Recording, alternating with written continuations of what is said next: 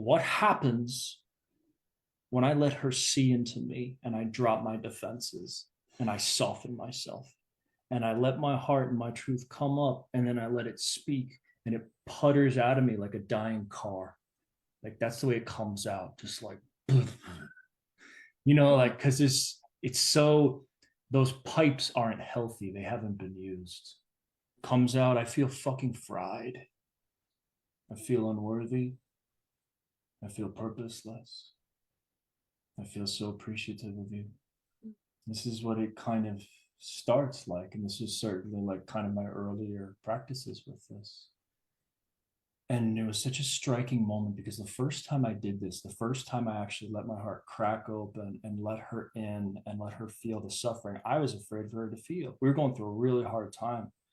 And I was holding our lives together. Like we lost our home, like we were moving. I mean, life was fucking chaos. And my nervous system was fried.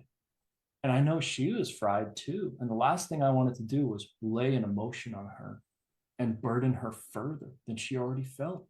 Like, a man's not supposed to do that. What kind of man is that? But there was a realization that if I didn't actually allow these channels to flow and express themselves through me here, I was going to continue trying to numb myself. And the number I got, the more distant I got from her. And that's what men do. They go fucking numb. They drink, they distract, they get busy, they get hyper-focused, they use drugs, they use porn, masturbation, ejaculation, try to escape instead of actually be here and relate in the field. And I watched that process in me. I watched this numbing mechanism, and I knew that if I didn't find a pathway to move this and make this available here, I would create distance and dissonance in our connection through my numbing pattern of avoidance. I forced myself to find it and say, I feel, and let it out.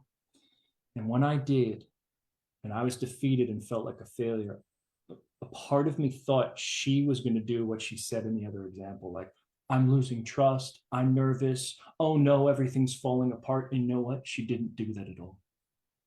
Because I was present, I was honest, my heart was open. And this woman was meeting me there, present, sensitive and aware. And she said to me, I see my man, I see my warrior. I see how much I trust you. And I see that right now you're just beaten down. And I mean, I'm getting emotional just thinking about that moment. Because I didn't expect her to say that. What man thinks that's going to come out next? And that was a paradigm shift for me. That was a moment that changed my life. That was a moment that solidified my theory that men benefit from being an omega just as much as a woman would. And it created a new level of trust. Because she could trust my heart. She could feel all that shit in me. But by me not telling her, that wasn't creating trust in her. She can feel it in me, but if I don't say it, she gets more concerned and loses trust. But just when you say, I feel, it reestablishes a trust in her that she can suddenly feel your heart. Boom, you're more trustworthy. She relaxes more into omega. You feel her relax, turns you on. You boot up into alpha. Suddenly the polarity switches and you're back right in it. And that is, I promise you that will happen. I promise you that'll be the result of it. Your work is to keep those channels open and flowing such that you have equanimity. You have equanimity, you can see or you can feel. You don't have a dogmatic or fearful or avoidant relationship with it, which would cause reactive, dissonant, avoidant patterns, reactive patterns in you that sabotage relationship. By bringing your heart forward and saying, I feel, you create that opportunity. I'll say this, maybe sometimes you don't have an emotion in you. I get that experience tons of times. Some guys just have difficulty feeling emotions. They're not there.